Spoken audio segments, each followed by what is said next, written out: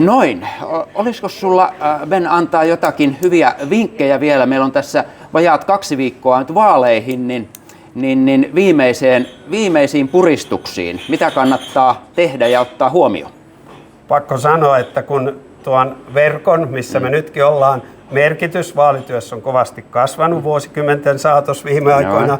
Ja kun mä oon oppinut omat oppini aikana, jolloin sitä ei ollut, ja kun se on nykyään niin keskeisessä roolissa vaalityössä, niin mä en siinä suhteessa voi antaa kovin paljon neuvoja. Mutta sen mä sanon, ja kaikille teille ehdokkaille sanon, että mitä useampi teidän tuttava, ystävä on teitä suosittelemassa, eli kertomassa omille kavereilleen, tutuilleen, että olet ehdolla, kertoo kuka te ootte, mitä mieltä ootte, niin sitä parempi.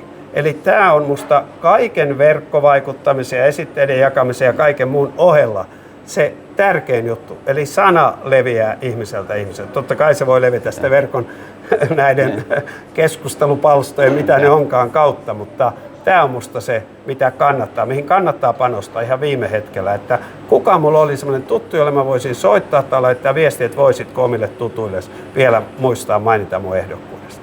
Tätä mä korostaisin. Hyvä, kiitoksia. Kiitos. Muistetaan tämä. Tsemppiä kaikille. Moikka.